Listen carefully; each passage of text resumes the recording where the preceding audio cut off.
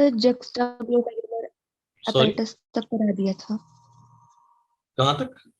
Sir. Juxtaglomerular apparatus तक के बारे में बताया था अच्छा, लास्ट। जे के बारे में बता दिया था मैंने। हाँ हाँ यस हाँ हाँ। Yes sir. तो वहां तक समझ में आ गया सबको? कोई दिक्कत तो नहीं किसी को? No sir. No sir. तो जे के बारे में आपको क्लियर हो गया था। ठीक है बेटे, तो आगे बढ़ते हैं। Yes sir.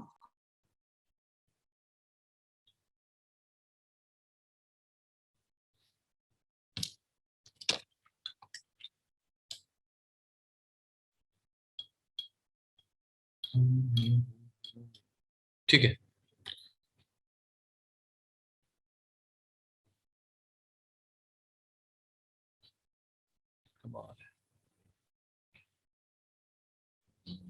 मैम एनोटेशन तो मुझे अलाउ कर देते हैं, इसमें एनोटेशन नहीं आ रहा है। ठीक है, हो गया। आज बेटा हम लोग बात करेंगे, इसी पे पढ़ लेते हैं।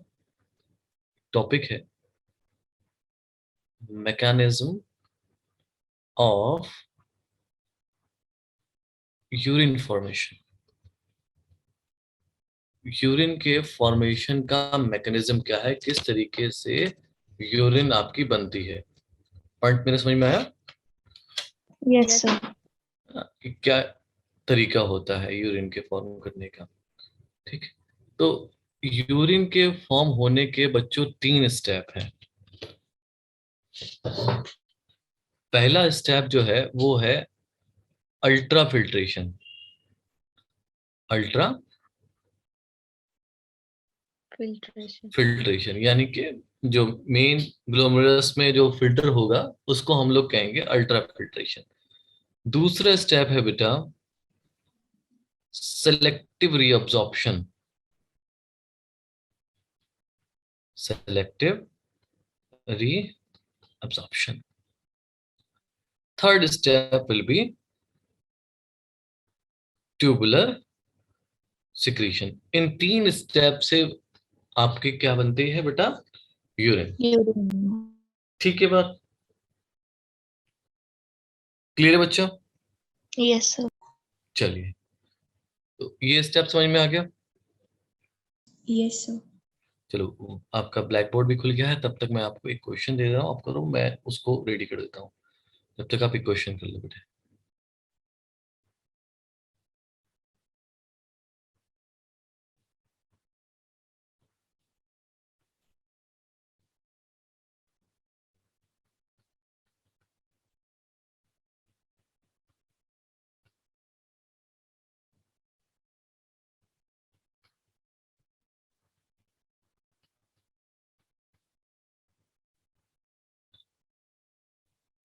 क्वेश्चन समझ में आ गया? Yes sir.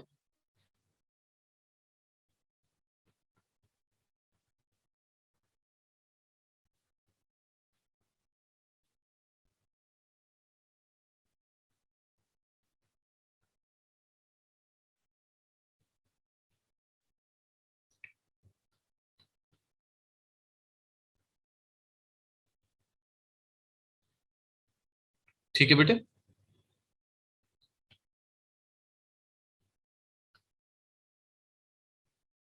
करिए बच्चों।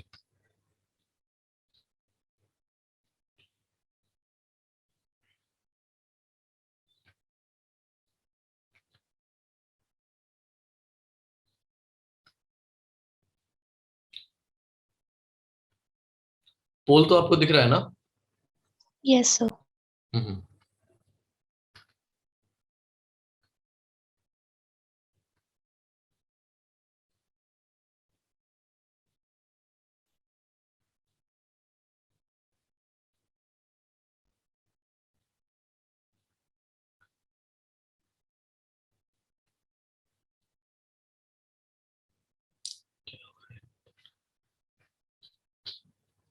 हाँ जी, हो गया बेटा। Yes sir. क्या करेक्ट आंसर है बेटा? Cortical nephrons. Cortical nephron. ठीक है, स्क्रीन विजिबल हो गई आप लोग की? Yes black. Sir. Yes sir. चलिए ठीक है, तो हम लोग पहला पढ़ेंगे बेटा अल्ट्रा फिल्ट्रेशन। ठीक है,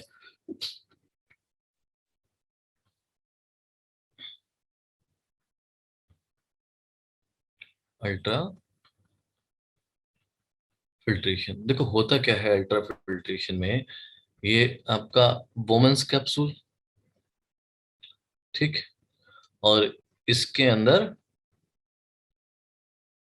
ग्लोमेरुलस, ठीक है, ऐसा ही तो है यस सर। है ना। होगा क्या, जो भी ब्लड यहां से एंटर होगा उस पर प्रेशर पड़ेगा और उसमें से प्लाज्मा का जितना भी कॉन्स्टिट्यूएंट है, किसका बच्चे, प्लाज्मा। हाँ प्लाज्मा का जितना भी कॉन्स्टिट्यूएंट है वो सब का सब कहाँ आ जाएगा, इनटू दिस बोमन्स कैप्सूल। बात समझ में आई, यस यस सर। सर। है ना। तो जितना भी प्लाज्मा का कॉन्स्टिट्यूएंट होता है एक्सेप्ट द, किसके अलावा, अच्छा क्या चीज पास नहीं होनी चाहिए, मतलब क्या चीज दिक्कत देगी प्लाज्मा में, क्या क्या है पहले तो बताओ मुझे, what is in the plasma. Sir proteins, electrolytes. Proteins हैं, इलेक्ट्रोलाइट्स हैं, वाटर है, सॉल्ट्स हैं, है ना। तो बेसिकली देखो इलेक्ट्रोलाइट्स भी यहाँ पर आ जाए कोई दिक्कत नहीं, ठीक है, और वही सॉल्ट्स इलेक्ट्रोलाइट्स भी, वाटर आ जाए कोई दिक्कत नहीं, मगर प्रोटीन नहीं आना चाहिए। तो प्रोटीन के अलावा जितना भी कॉन्स्टिट्यूएंट होता है प्लाज्मा का कहां पर आ जाता है, इस बोमन्स कैप्सूल के अंदर आ जाता है। क्लियर होगी बात। Yes sir. अब ये जो फिल्ट्रेशन होगा that will be done through the three membrane, तीन मेम्ब्रेन है जिनके जरिए ये फिल्ट्रेशन होता है, पहली, दूसरी और तीसरी। पहली तो आपको मालूम है किसकी होगी, ब्लड वेसल, है ना। तो इसको हम लोग बोलते हैं एंडोथीलियम। कैपिलरीज में कौन सी लेयर होती है बेटा, endothelium. Endothelium, endothelium of blood vessel, ठीक है। जो एंडोथीलियम है ब्लड वेसल की वो आपकी यहां पर रहेगी। दूसरी चीज क्या है बच्चे, इन दोनों के बीच में क्या होता है, बेसमेंट मेम्ब्रेन, क्या होगी, बेसमेंट मेम्ब्रेन।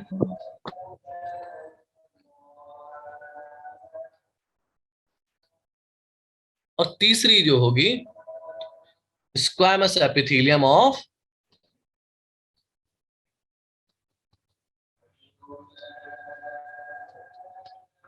Women's capsule. इन तीन में क्या होगा बच्चों, आपका फिल्ट्रेशन होगा, ठीक है बेटा। Endothelium of blood vessel, basement membrane and squamous epithelium of Bowman's capsule.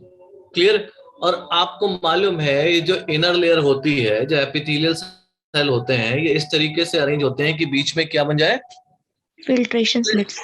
Slits बन जाए, जिससे कि आसानी से आपका फिल्टर हो, फिल्ट्रेट आ ठीक जाए। है। हाँ, अब ये जो फिल्टर होता है आप ये समझ लें कि इसका एक अपना एक रेट होता है, ठीक है। उसको हम लोग बोलते हैं ग्लोमेरुलस फिल्ट्रेशन रेट, ये कहलाता है आपका जीएफआर।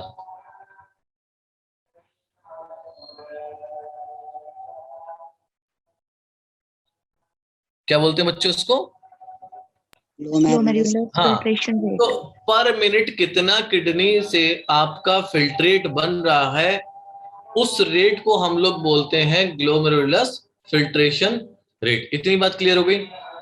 यस अब एक हेल्दी इंडिविजुअल में आप देखेंगे तो पर मिनट आप में 125 ml ऑफ फिल्ट्रेट बन जाता है। कितना बनता है बेटा, 125 ml। और अगर पर डे की बात करेंगे तो आपके अंदर करीब करीब 180 लीटर फिल्ट्रेट बन जाएगा। क्लियर होगी बात ये, यस सर। ठीक है ना।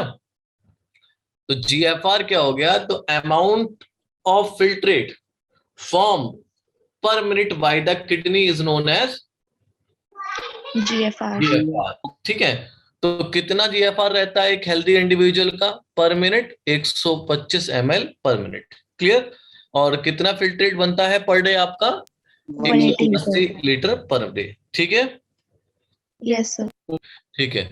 अब एक बात देखें आपके, हर मिनट ध्यान से सुनना, हर मिनट यहां पर जो ब्लड पहुंच रहा है वो पहुंच रहा है 1100 से लेकर 1200 ml। कितना पहुंच रहा है, 1100 से 1200 ml। 1100 से लेकर 1200 ml, ठीक है, जिसमें प्लाज्मा का कितना है, प्लाज्मा कितना होगा, अगर ब्लड में प्लाज्मा कितना परसेंट होता है?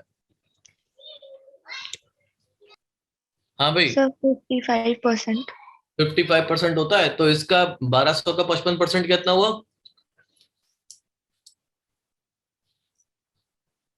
बच्चों बताओ।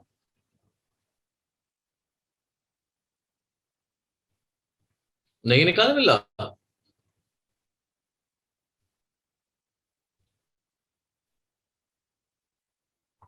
हाँ भाई, साहिल, अक्षित, रियांशी। Sir 660 something.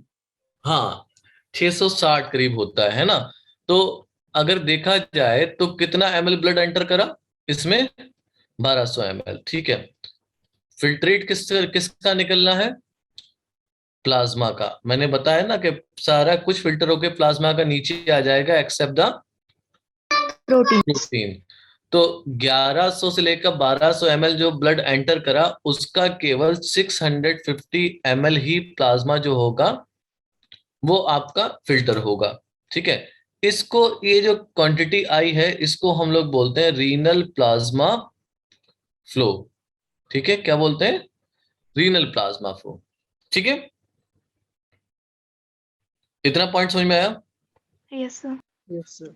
अब जो 650 थोड़ा तो न्यूमेरिकल बेस्ड है, आगे का और कॉम्प्लिकेट हो जाएगा, अगर इतना नींद में बैठोगे तो बच्चों बहुत मुश्किल होगा समझना इसको, ठीक है। तो 650 ml जो है, ये क्या हुआ? Renal plasma flow.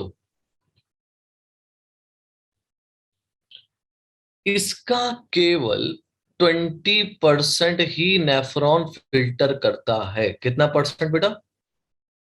25%। 20%। कितना बच्चों? 20%। 20%। तो 650 ml का 20% कितना हो गया? सर 130।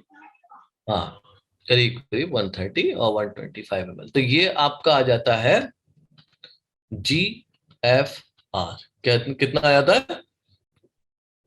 GFR 125 ml पर मिनट। इतना पता समझ में आया? Yes sir.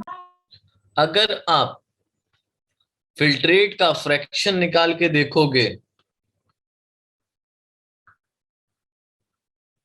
है ना, फिल्ट्रेट का फ्रैक्शन निकाल के देखोगे तो ये रहता है GFR अपॉन RPF। RPF समझ गए?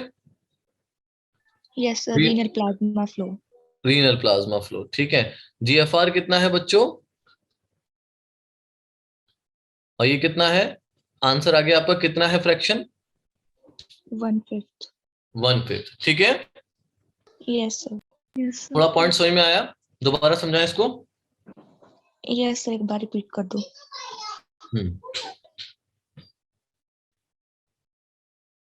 देखो बच्चों, अल्ट्रा फिल्ट्रेशन क्या है? ग्लोमेरुलस में और बोम से होके बोमन्स कैप्सूल में आपका प्लाज्मा का सारा कंस्टिट्यूएंट निचुड़ के आ जाएगा इसके अंदर except the plasma proteins. Protein, ठीक है। इसको हम लोग कहते हैं अल्ट्रा फिल्ट्रेशन। यहाँ जो आया वो कहलाता है फिल्ट्रेट। यहाँ जो इकट्ठा हुआ है बच्चों वो कहलाएगा आपका फिल्ट्रेट।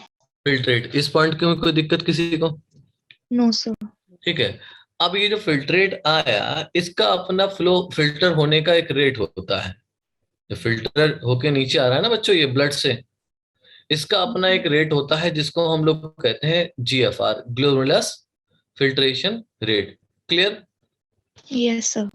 ये रहता है 125 ml पर मिनट। वो कैसे रहता है? क्योंकि आपका हर मिनट किडनी में एंटर होता है कितना ml ब्लड?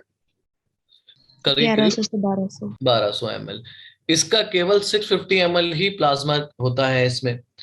650 ml प्लाज्मा का 20% आपका फिल्टर बनता है, जिससे कि निकल के आता है 125 ml पर मिनट। यानी कि पर मिनट आपकी बॉडी में इतना GFR हो रहा है। यानी कि फिल्ट्रेट आपका कितना बन रहा है? 125 ml। अगर पूरे दिन में देखा जाए तो 180 लीटर आपका फिल्ट्रेट बन जाता है। फिल्ट्रेशन फ्रैक्शन को निकालने के लिए GFR को आप डिवाइड कर सकते हैं RPF से, तो टोटल आता है 1/5, ठीक है। तीन मेन इंपॉर्टेंट, अगली बात ये है, ये तो एक बार भूल भी जाओ फिल्ट्रेशन फ्रैक्शन को, ये जरूर याद रखना कि वो तो कौन सी लेयर है जिनसे आपका फिल्ट्रेशन होता है। पहला है एंडोथेलियम ऑफ ब्लड वेसल, दूसरा बेसमेंट मेम्ब्रेन, और तीसरा बेटा squamous epithelium of Bowman's Bowman's capsule. Capsule. ठीक है, यस सर। लिख लो बेटा। Done sir. डन। ठीक है, देखो अब ये फिल्ट्रेशन होगा कैसे। देखो जब तक ऊपर से यहां से फिल्ट्रेशन का प्रेशर नहीं लगेगा तब तक नीचे की तरफ नहीं आएगा। बात समझ में आ रही है? Yes sir. जब तक ये ऊपर से मतलब ग्लोमेरुलस कोई प्रेशर नहीं डालेगा तब तक नीचे को प्लाज्मा नहीं जाएगा। ठीक है, दूसरी चीज, आपके जो यहाँ पर होंगे ब्लड के कोलाइडल, वो भी एक प्रेशर डालेंगे आपस में टकरा टकरा के, उससे भी फर्क पड़ेगा। तीसरा, जब ये कैप्सूल में आ जाएगा बोमेंस कैप्सूल में, तो कैप्सूल में एक प्रेशर क्रिएट होगा जिसको हम लोग कहते हैं कैप्सुलर हाइड्रोस्टैटिक प्रेशर। तीन प्रेशर हैं जो कि रोल निभाते हैं किसमें, इफेक्टिव फिल्ट्रेशन रेट में। ध्यान से सुनना, ठीक है। जीएफआर में, फॉर द जीएफआर, ठीक है, जीएफआर के लिए तीन प्रेशर रिस्पॉन्सिबल है। पहला जो है वो है ग्लोमेरुलस हाइड्रोस्टैटिक प्रेशर। दूसरा है बेटा colloid blood colloidal osmotic pressure.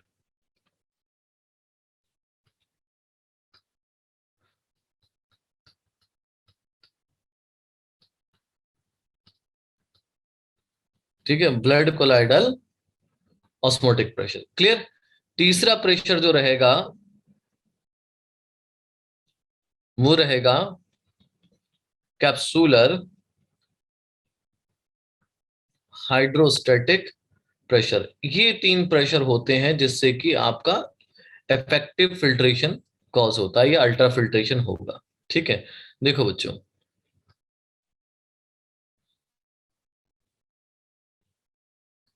ये क्या है अपना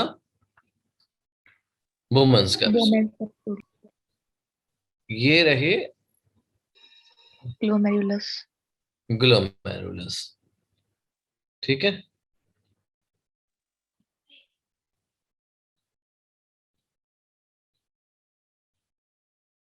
ठीक है। एक प्रेशर जो आ रहा है वो आ रहा है बेटा ब्लड का, यानी कि ग्लोमेरुलस का। ठीक है, जो इस तरफ लग रहा है नीचे की तरफ, समझ लो। और उधर जो है नैरो ल्यूमन होने की वजह से इधर से एक प्रेशर लग रहा है। ये जो प्रेशर हो गया, ये कौन सा प्रेशर हुआ? जीएचपी। कौन सा प्रेशर हुआ बेटा? ये glomerulus hydrostatic pressure. Hydrostatic pressure. अंदर क्या होता है, बहुत सारे प्रोटीन्स वगैरह होते हैं जो कि एक प्रेशर लगाते हैं, है ना। प्रोटीन्स होते हैं, साल्ट्स होते हैं, ये सब प्रेशर लगाते हैं। दूसरे कलर से ले ले रहे हैं, तो ये दूसरा प्रेशर आपका कहलाता है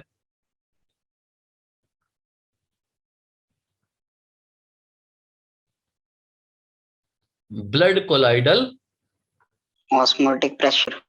ऑस्मोटिक प्रेशर। क्लियर इतनी बात? Yes sir. यस। ठीक है। तीसरा जो प्रेशर होता है वो आपका कैप्सूल में लगता है, और ये प्रेशर कहलाता है आपका capsular hydrostatic pressure. Capsular hydrostatic pressure.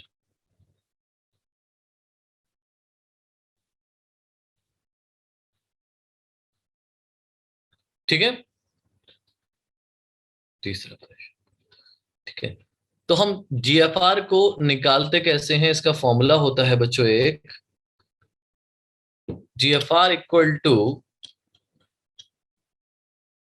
GHP minus BCOP plus CHP. ठीक है, तो इसमें रहता है, और जीएचपी की एक वैल्यू रहती है जो कि 60 करीब होती है, 60 mm ऑफ एचजी। इसकी एक वैल्यू होती है जो करीब 30 रहती है, 30 से 35 मान लो, 30 mm।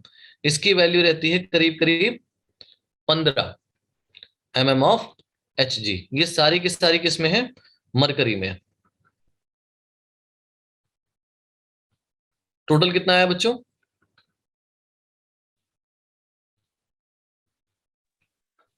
So 15.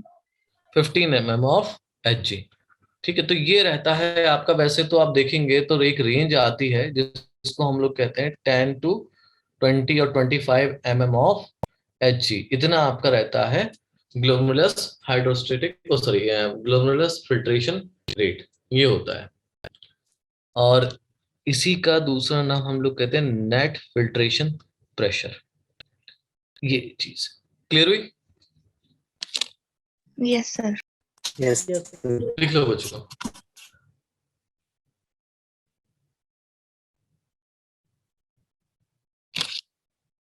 Done, sir. चलिए,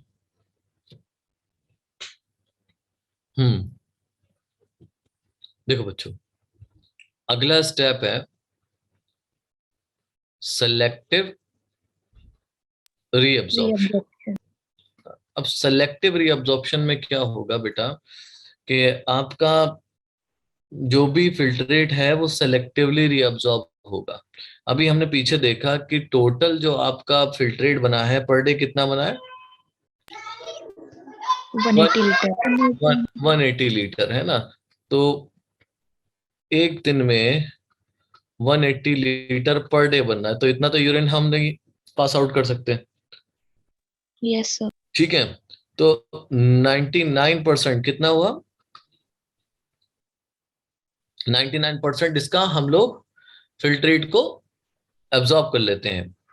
180 लीटर फिल्ट्रेट इस फॉर्म 180 लीटर फिल्ट्रेट हमारा पर डे बनता है। 99% of the filtrate is reabsorb. 99% आपका फिल्ट्रेट रीअब्सॉर्ब हो जाता है। क्लियर बच्चों? Yes, sir. And this reabsorption is done by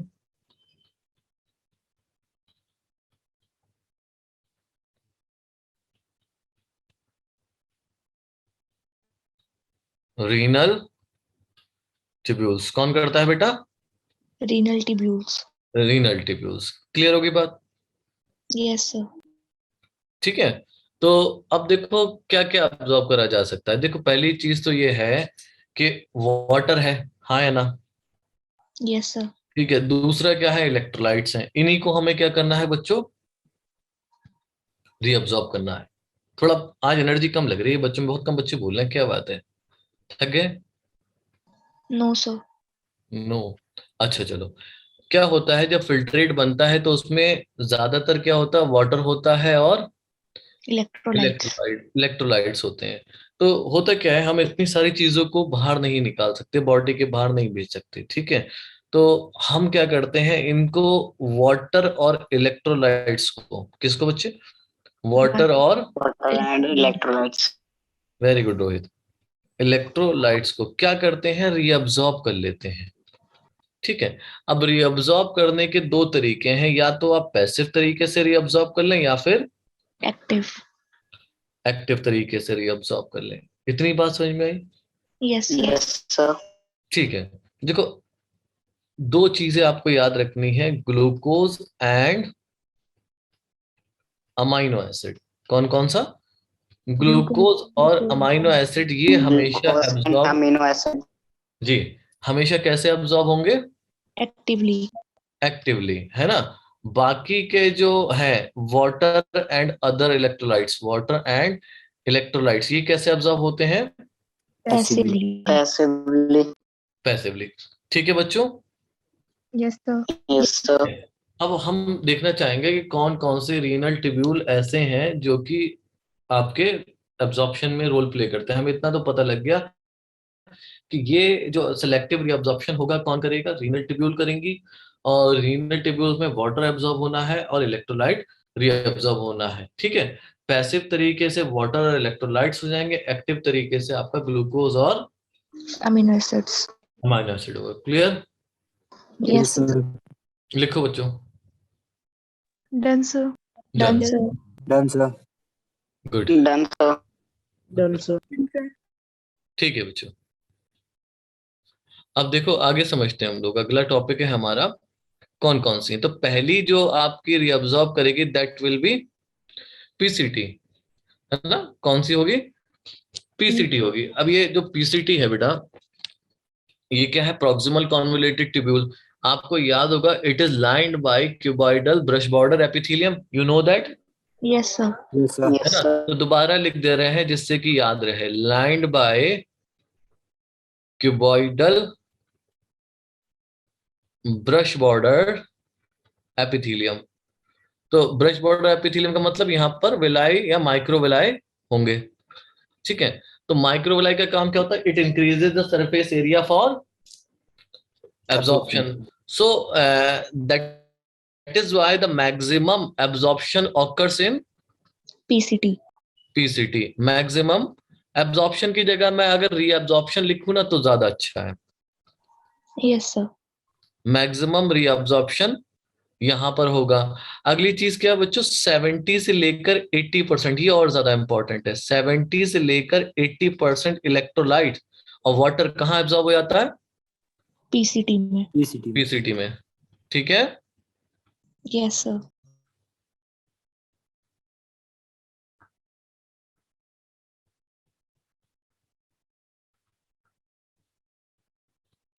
ठीक है बच्चा, कोई दिक्कत?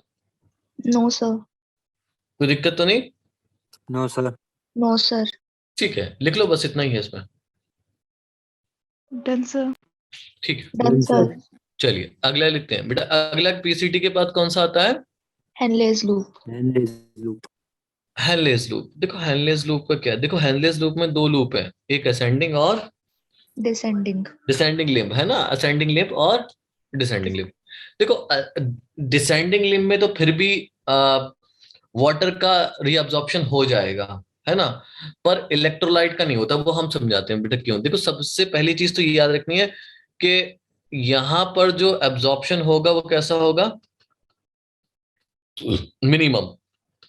Minimum reabsorption occur in Henle's loop. बात ही खत्म हो गई, ठीक है। और उसमें से भी सबसे मिनिमम क्या है? असेंडिंग लिम्ब में।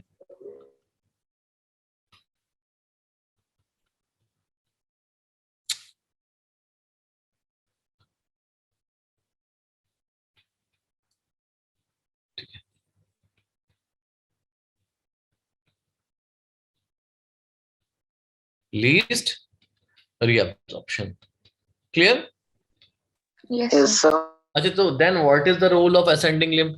दे help in maintaining the osmolarity of interstitial fluid, जिससे कि आपका ज्यादा कॉन्सेंट्रेटेड यूरिन बाहर आए, ठीक है। तो ascending limb help in maintaining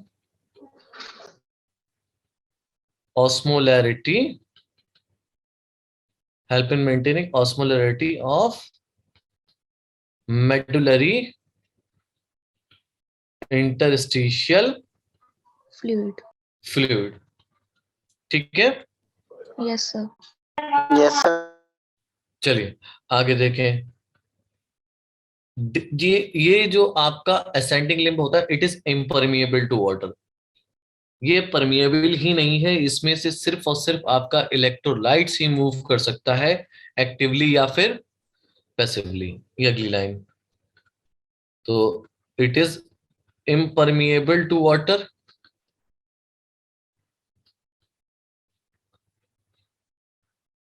only electrolytes are transported। चलो लिखो इसको, फिर डिसेंडिंग समझाऊं। Done, sir. डन, ओके, ठीक। दूसरा है बच्चों डिसेंडिंग लिम्ब, ठीक। अब ये जो डिसेंडिंग लिम्ब है ना, that is permeable to Water.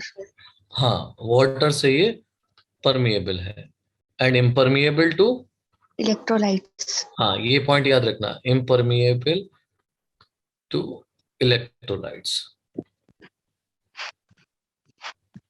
ठीक है, यस सर। ठीक है। तो परमेबल रहता है तो यहाँ पर जो वाटर एब्जॉर्ब होगा वो आराम से हो जाएगा, उसमें एनर्जी नहीं लेगी, तो वाटर एब्जॉर्ब पैसिवली। पैसिवली।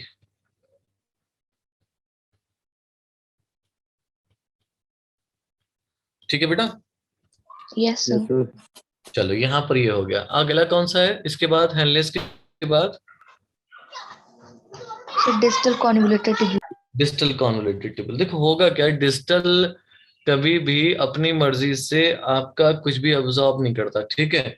ये क्या हो, Yes, जब sir. ऊपर का हैंडलेस लूप और आपके पहला कहता है पीसीटी, ये आपका थोड़ा बहुत छोड़ देते हैं ना, और ये रिक्वायरमेंट होती है बॉडी को ज्यादा पानी अब्सॉर्ब करने की, ठीक है, तब एक कंडीशन क्रिएट हो जाती है। उस कंडीशन में क्या होता है, डीसीटी आपका वाटर या फिल्ट्रेट को रीअब्सॉर्ब करेगा। इतनी बात समझ में आई? Yes, sir. Yes, sir. ठीक है, चाहे कुछ भी हो, देखो कंडीशन है। अब वो कंडीशन किसको लग रही है, पहले ही हमने बात कर लिया भाई, मैक्सिमम कहां पर होगा, हैंडलेस लूप वो पीसीटी में, PPT में। और मिनिमम कहां पर होगा, हैंडलेस लूप में। Handle। अब तीसरा क्या है, डीसीटी। डीसीटी में बचता है बेटा कंडीशनल। डीसीटी में क्या हुआ, कंडीशनल रीअब्सॉर्प्शन होगा। क्लियर होगी बात? Yes, sir. Yes, sir. हाँ, conditional reabsorption of water and Electrolytes। Electrolyte, specially sodium ion, इसको याद रखें। सोडियम आयन का ही दे रखा है आपकी बुक में भी, तो उसी को याद रखें, ठीक है। अब क्या होता है, कंडीशन Yes, क्या sir. होती है कि मान लीजिए आपका जीएफआर लो है। क्या लो है बेटा, जीएफआर लो है। तो GFR. हाँ, जब भी जीएफआर लो होगा तो एक हार्मोन सिक्रीट होगा जिसको हम लोग क्या कहते हैं, एडीएच। ठीक है, एडीएच क्या करेगा, एडीएच जब भी सिक्रीट होता है तो ये किसको सिग्नल देता है, डीसीटी DCT को। को। और डीसीटी क्या करता है, हाँ, सोडियम आयन और वाटर को रीअब्सॉर्ब करने Reabsorb। लगता है। क्लियर है? Yes, sir. Yes, sir. तो आगे समझेंगे एडीएच का भी रोल। ADH stimulate the, DCT। हाँ, reabsorption of water and sodium ion by DCT. ठीक है बेटा? Yes, sir. Yes, sir. ठीक है। जो अगला है आपका कलेक्टिंग डक्ट। लास्ट पोर्शन क्या है, कलेक्टिंग डक्ट। देखो आपका ये जो कलेक्टिंग डक्ट है, इसमें भी क्या हो सकता है, वाटर रीअब्सॉर्ब हो जाए, ठीक है। क्योंकि जब आपको बहुत ज्यादा कॉन्सेंट्रेटेड यूरिन निकालनी होती है तो large amount of water is required to absorb. Concentrated जानते हो ना आप लोग, Yes, sir. है ना, सब जानते हो ना कॉन्सेंट्रेटेड का मतलब क्या है। Yes, sir. Yes, sir. ठीक है, तो जब कॉन्सेंट्रेटेड यूरिन आपको निकालनी होगी बॉडी से, तो आप क्या चाहेंगे, वाटर ज्यादा से ज्यादा एब्जॉर्ब हो जाए और सॉल्यूट ज्यादा से ज्यादा निकल जाए, है ना। तो बाकी तो कर रहे हैं, ठीक है, पीसीटी भी कर रहा है, हैंडलेस लूप भी कर रहा है, डीसीटी भी करता है, साथ में क्या होता है कि कलेक्टिंग डक्ट भी आपके रोल प्ले करने लगती है, ठीक है। Yes, sir. ठीक है, तो ये Yes, क्या sir. करती हैं, मैक्सिमम अमाउंट ऑफ वाटर को ये भी रीअब्सॉर्ब कर सकती हैं अगर फिर से हार्मोन कौन सा रिलीज हुआ हो, ADH। एडीएच हार्मोन रिलीज हुआ हो, ठीक है। Yes, sir. ये पॉइंट समझ में आया? Yes, sir. Yes, sir. ठीक है। So large amount of water can be reabsorbed by the CD, किससे बच्चों, collecting duct से, in the presence of, ADH hormone। very good, in the presence of ADH। Clear है बच्चा? Yes, sir. ठीक है, देखो दो पार्ट हैं कलेक्टिंग डक्ट के, एक प्रॉक्सिमल पार्ट है और दूसरा Distal। डिस्टल पार्ट है। देखो जो डिस्टल पार्ट होगा ना, वो आपका परमेएबल है यूरिया के लिए, ठीक है।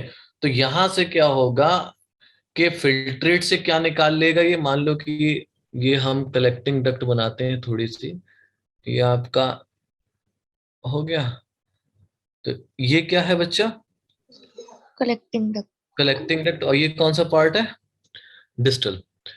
तो ये आपका फिल्ट्रेट जा रहा है, थोड़ा कलर चेंज करते हैं, समझते हैं यूरिन के मैकेनिज्म को।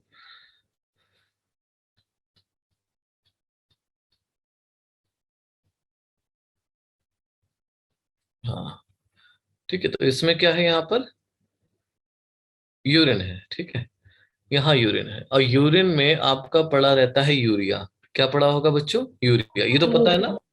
ठीक है। Yes sir. तो this distal part of the collecting duct is permeable to urea, so can it can reabsorb urea from here, ठीक है, फ्रॉम द फिल्ट्रेट, ठीक है, एंड गिव इट टू, ये जो गैप होता है, ये जो गैप है, इसको हम लोग बोलते हैं इंटरस्टिशियम। क्या बोलते हैं? इंटरस्टिशियम। इस पॉइंट को समझ में आ रहा है बच्चों या नहीं? क्योंकि ये आगे समझाना जरूरी है। Yes, sir. एक छोटा सा किडनी बनाते हैं, फिर हो सकता है और समझ में आ जाए।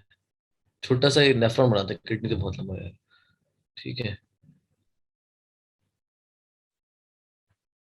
ये ठीक है, अभी क्लियर है? Yes sir. ठीक है, तो ये क्या हो गया, ये आपका कलेक्टिंग डक्ट हो गया। यहाँ बीच में जो गैप है वो क्या कहलाया? इंटरस्टिशियम। Interstitium. इंटरस्टिशियम। ये वाला पार्ट किसके अंदर होगा? मेड्यूला में। तो इसको पूरा नाम क्या देते हैं हम? Medullary interstitium. क्लियर है बात? ठीक यस है। सर।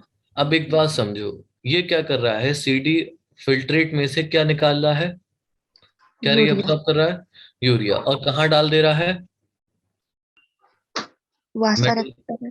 नहीं नहीं, मेडुलरी इंटरस्टिशियम में। अभी कहाँ डाल रहा है, मैंने कहाँ दिखाया है, दो बिंदु ब्लू वाले, मेडुलरी इंटरस्टिशियम में। इतनी बात समझ में आई? ठीक है। अब जैसे जो भी सब्सटेंस इसमें आएगा, तो यहाँ की ऑस्मोलरिटी में फर्क पड़ेगा, यस सर। हाँ या ना? Yes sir. ठीक है। So collecting duct help in maintaining the osmolarity of kidney. Interstitium. हाँ, इंटरस्टिशियम भी कह सकते हो आप। क्लियर होगी बात? Yes sir. ठीक है। CD is permeable to urea. urea. A small amount of urea is always reabsorbed. ठीक है। Yes, sir.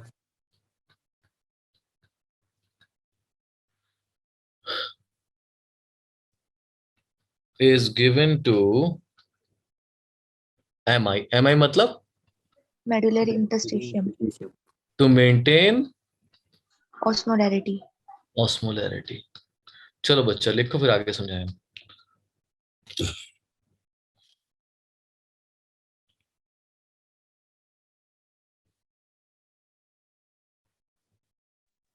Done sir. Done sir. Done? Done, sir. Done, sir. सबने लिख लिया बच्चे? Yes sir.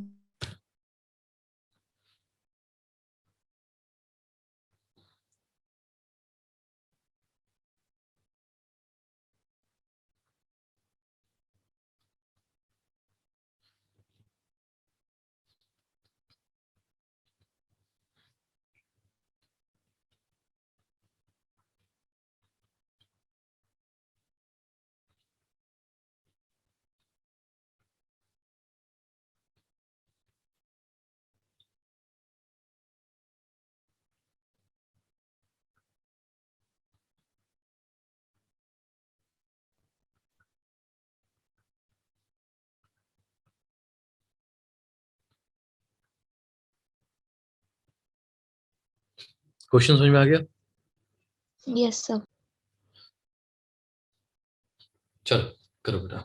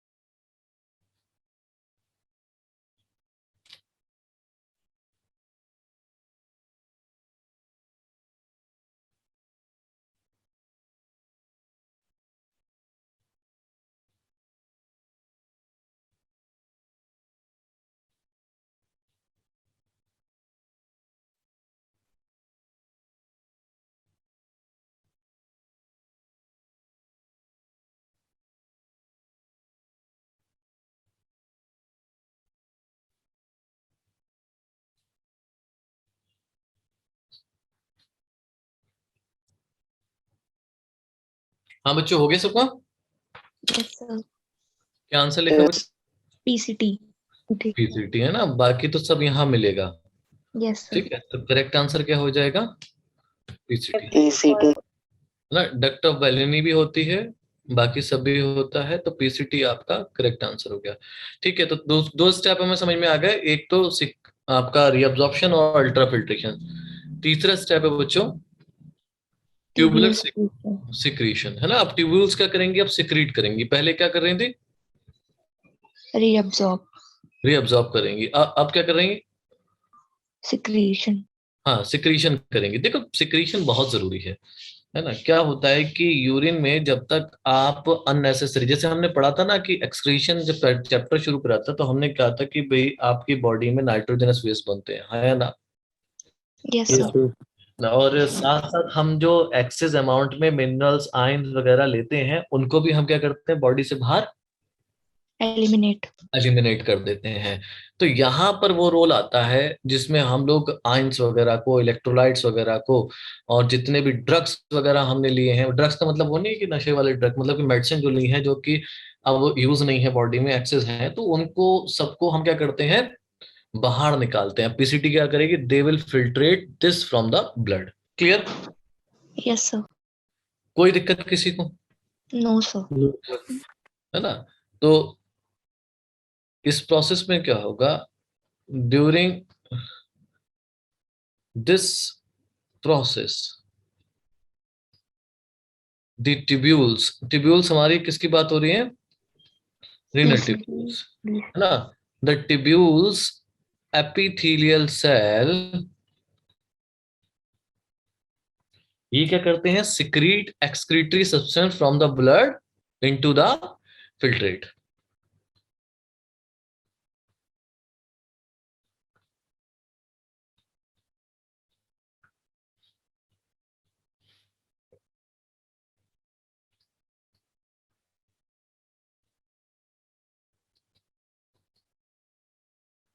ठीक है बेटा।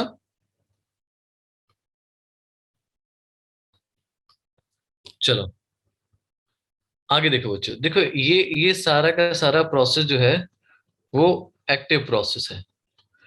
अगर मैं पीसीटी की बात करूं, पीसीटी ये तीन जगह होता है। पहली बात तो समझ, पीसीटी, डीसीटी और कलेक्टिंग डक्ट। बाकी हेनलेस लूप का कोई रोल नहीं है, ध्यान रखना है। ट्यूबुलर सिक्रीशन में हेनलेस लूप का कोई रोल नहीं है। ठीक है बच्चों, तीन जगह होगा, पीसीटी में, डीसीटी में और कलेक्टिंग द। कलेक्टिंग डक्ट में। ठीक है, पीसीटी क्या करेगा, एच आइन को, पोटेशियम आइन को, क्रेटिनिन को, यूरिक एसिड को, ड्रग्स को, प्यूरिक एसिड को, इन सबको ये एक्टिवली सिक्रीट आउट कर देगा। क्लियर? Yes sir. sir ठीक है। आपका डीसीटी में क्या होगा, in most of the cases H ion, potassium ion and ammonia. Clear? yes sir yes sir. तीसरा है कलेक्टिंग डक्ट। ये सीडी जो है, that it will secrete H ion and ammonia. No no no, not ammonia, potassium ion. ठीक है, चलो लिख लो बेटा। Done sir. Done. done sir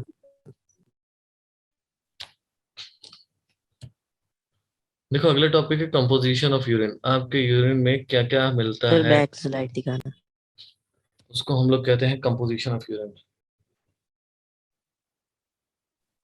sir uric acid से पहले क्या लिखा है? क्रेटिन, अच्छा गलत हो गई स्पेलिंग, क्रेटिनिन है वो।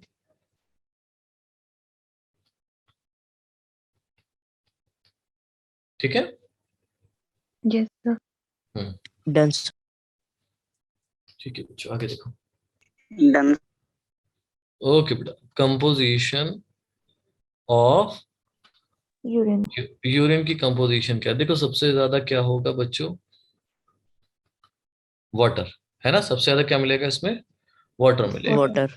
और क्या मिलेंगे बच्चों, सॉल्ट। साल्ट। और क्या मिलेगा बच्चों, यूरिया। यूरिया, सबसे कम क्या मिलेंगे जो हमने अभी निकाले थे, यानी कि ड्रग्स, हिप्यूरिक एसिड,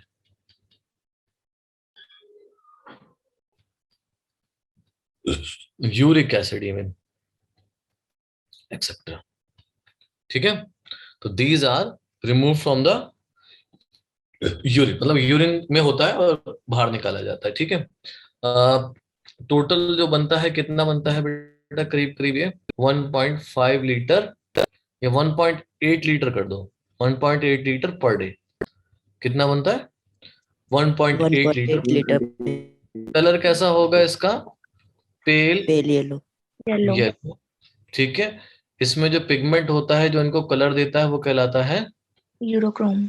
यूरोक्रोम। ठीक है, और 1.8 litre urine consist of 25 to 30 gram urea. Very important. ठीक है, yes sir. PH Yes. Is 6.0, लिख लो बेटा।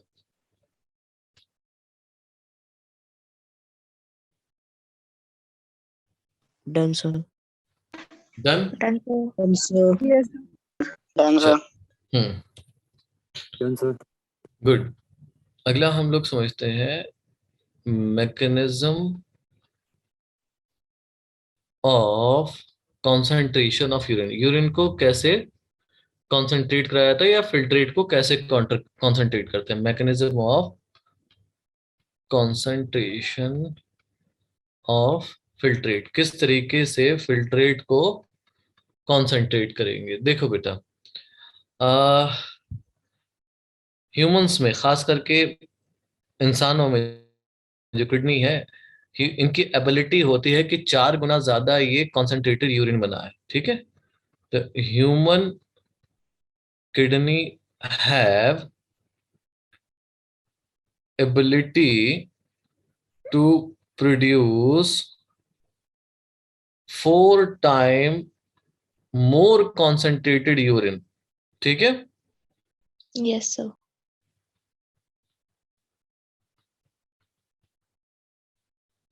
ठीक है, इसमें दो स्ट्रक्चर का मेन रोल है। Two structure play important role. देखो लास्ट टॉपिक पढ़ा रहा हूं, बड़े आराम आराम से समझ लेना। पहला है आपका वासा रेक्टा और दूसरा है बच्चों हेनलेस लूप। पहला क्या है बच्चों? वासा वासा रेक्टा। दूसरा क्या है? Henle's. Hello.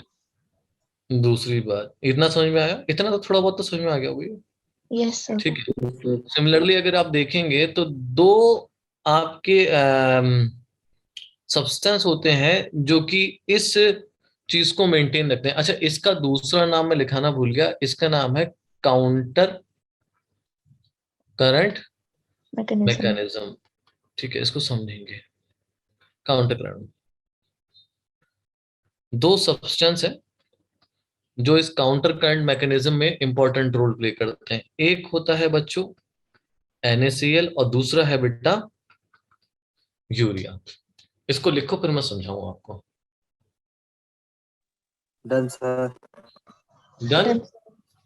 No sir. Done sir,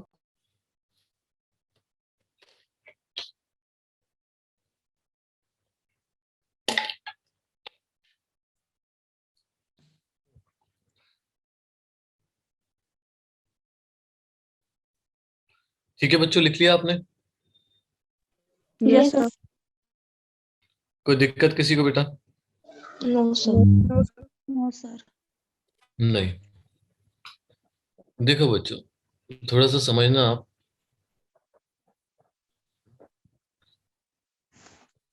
दो स्ट्रक्चर हमारे मेन है, एक है हेनलेस लूप। हाँ हेनलेस लूप और एक है बच्चे वासा रेक्टा। वासा रेक्टा, है ना। ये जो हमने बनाया, ये बनाया बेटा लाल कलर से वासा रेक्टा। ये हमने क्या बनाया बेटा? वासा रेक्टा। थोड़ा आराम आराम से समझेंगे इसको। अब हमने हरे कलर से बनाया बच्चों हैंडलेस लूप।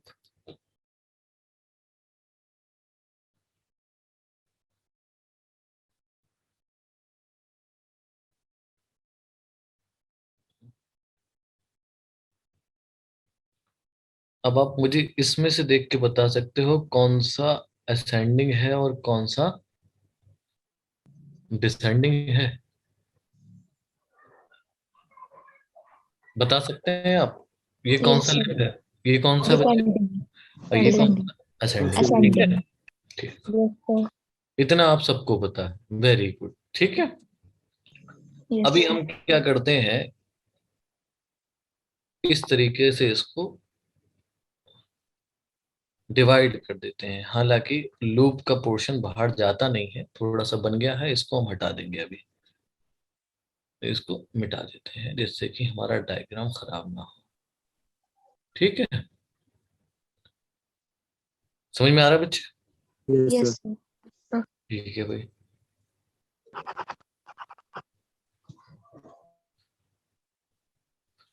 हाँ जी, अब हम मेडुला में हैं। कहाँ पर है बच्चों? Medulla में. मेडुला में। ये जो पोर्शन है, ये पोर्शन कहला रहा है इनर मेडुला, और ये वाला पोर्शन कहला रहा है बच्चों Outer medulla. Outer medulla. और बाहर जो हम निकल जाएंगे तो क्या आ जाएगा? Cortex. कॉर्टेक्स। इतनी बात सोच के समझ में आ रही? Yes, sir. sir. ये है आपका हेनलेस लूप। ठीक, अच्छा, अभी एक और चीज यहाँ नीचे की तरफ आएगी मेडुला में, जिसको हम लोग कहते हैं Collecting collecting duct. Duct. Very good, क्या बोलेंगे? Collecting Collecting duct. duct. Duct. ठीक है, अब यहां पर आप देखेंगे ये वाला पोर्शन है कॉर्टेक्स, और ये पोर्शन हो गया बच्चों इनर मेडुला। ये मैंने इधर लिख दिया। ठीक है, होगा क्या कि हर रीजन की अपनी ऑस्मोलैरिटी है। ये है 300 मिली ऑस्मो पर लीटर। क्लियर? Yes, sir. आपके आउटर मेडुला की 600 मिली ऑस्मो पर लीटर, इनर मेडुला 900, और सबसे इनर आपके चले जाओगे तो 1200। ठीक है बच्चे? Yes, Yes, sir. sir.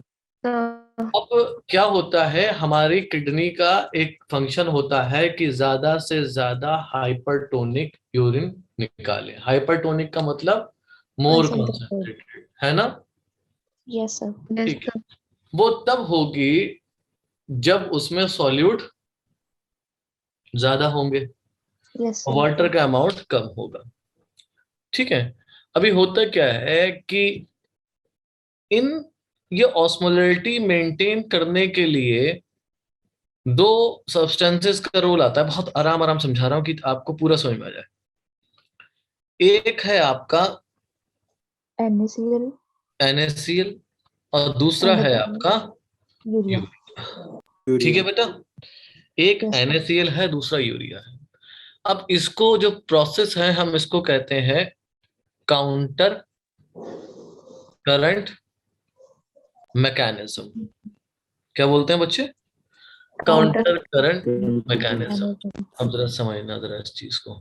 ठीक है, काउंटर करंट मैकेनिज्म क्यों कहते हैं? क्योंकि बच्चों इसमें जो फिल्ट्रेट जाएगा उसकी डायरेक्शन होगी ये। ठीक है, क्या डायरेक्शन है? इस तरीके से जो फिल्ट्रेट आ रहा है, और जो ब्लड मूव करेगा उसकी डायरेक्शन होगी बच्चों ये। दोनों का डायरेक्शन क्या है बच्चे? Opposite. अपोजिट है। दोनों का डायरेक्शन कैसा हो गया बच्चों? Opposite. अपोजिट। ठीक है, तो ये एक तरीके का अपोजिट होना है जिसकी वजह से ग्रेडियंट क्रिएट होता है। वो मैं समझाऊं कैसे। काउंटर करंट क्रिएट होता है, उस काउंटर करंट की वजह से आपका यूरिन क्या हो जाता है? कॉन्सेंट्रेटेड हो जाता है। ठीक है, Yes, sir. देखो बच्चों, अभी क्या होगा कि इस असेंडिंग लिम्ब ऑफ हेनलेस से आपका NaCl बाहर आएगा। क्या बाहर आएगा बच्चे? NaCl। NaCl। ठीक, क्लियर होगी बात? Yes sir। इस असेंडिंग लिम्ब से क्या आ रहा है? NaCl। ठीक है, Yes this sir। NaCl will be absorb by the Vasa recta। वासा रेक्टा। ठीक है बच्चों, Yes sir। and vasa recta when going up remove the NaCl into again the interstitial या medullary interstitium। Yes sir। ठीक है, तो एक बात आप समझें कि जब NaCl यहां पर निकलेगा बाहर तो यहाँ की ऑस्मोलरिटी चेंज होगी। Yes sir। फिर जब एब्जॉर्ब कर लिया जाएगा फिर ऑस्मोलरिटी बदलेगी। Yes sir। फिर अगेन जब रिलीज कराया जाएगा फिर ऑस्मोलरिटी चेंज होगी।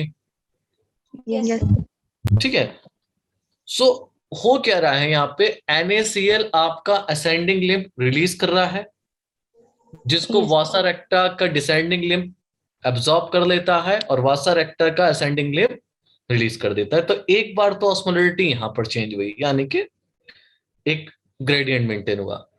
दूसरा क्या होगा, यहां से आपका रिलीज होगा यूरिया। यूरिया। क्या रिलीज होगा बच्चों? Urea. Urea. And this urea will be taken up by Ascending limb of ascending limb of Henle and again transported to collecting duct। Collecting duct. So यहां पर क्या होगा, यूरिया आने की वजह से और ज्यादा क्या होगा, आपका ऑस्मोलरिटी चेंज होगी। तो यूरिया में और थोड़ा नीचे दिखाऊं तो ज्यादा अच्छा है, क्योंकि इनर वाले में आपको आइडिया लग जाएगा कितनी कैसे ऑस्मोलरिटी चेंज हुई। ये तो आपको समझ में आ गया। ऊपर नीचे कहाँ चेंज होगी ऑस्मोलरिटी? इनर मेडुला में। इनर मेडुला में आपका कलेक्टिंग डक्ट से यूरिया सिक्रीट होगा और then again absorb by the ascending limb. और इस तरीके से ये काउंटर करंट चलता रहेगा और आपका यूरिन कॉन्सेंट्रेटेड होता रहेगा। ठीक है बच्चों? Yes sir। बना लो एक बार फिर, थोड़ा सा लिखा है इसको। Done sir। No sir। बना लिया सबने? Yes sir। जिन्होंने नहीं बनाया बता दो मुझे, नहीं बनाया।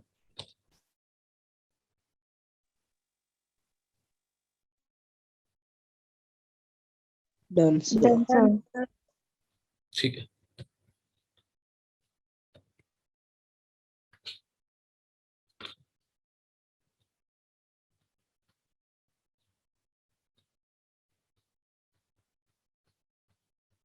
ascending limb of Henle's loop क्या करता है?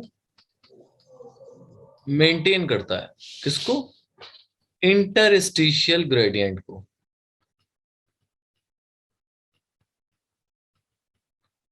ठीक है, Yes sir। By secreting NaCl। NaCl and collecting duct also maintain the interstitial osmolarity by secreting the urea. बस इतना काफी है।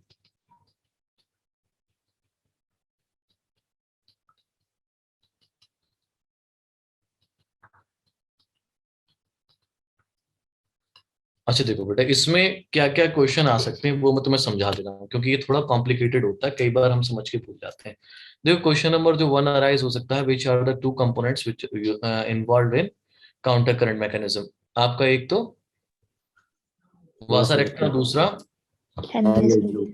Henle's loop। नंबर 1 क्वेश्चन है, which are the two substance that involve in counter current mechanism? NaCl and urea. NaCl, urea. Okay. What is the direction of vasa recta to the Henle's loop? Opposite। Opposite. Okay. That is third question. What is the osmolarity of kidney in the cortex region? So 300 osmol। 300 osmol, milliosmol per liter. Milliosmol per liter. Okay, beta. In which part of the Henle's loop urea is reabsorbed? So ascending limb। Ascending limb of Henle. Okay, beta. Yes sir।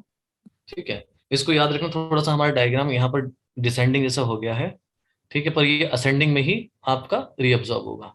Clear? Yes, Yes, sir. sir. By which part of the Henle's loop NaCl is secreted into filtrate or secreted into Ascending. हाँ Ascending. ascending। तो ये सारे question इससे बन सकते हैं, इसके अलावा कुछ नहीं बन सकता। ठीक है, तो मेरे ख्याल में ये आपको क्लियर हो गया होगा यहाँ पे।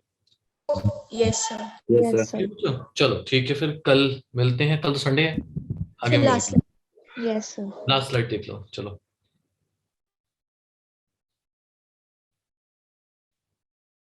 Done, sir.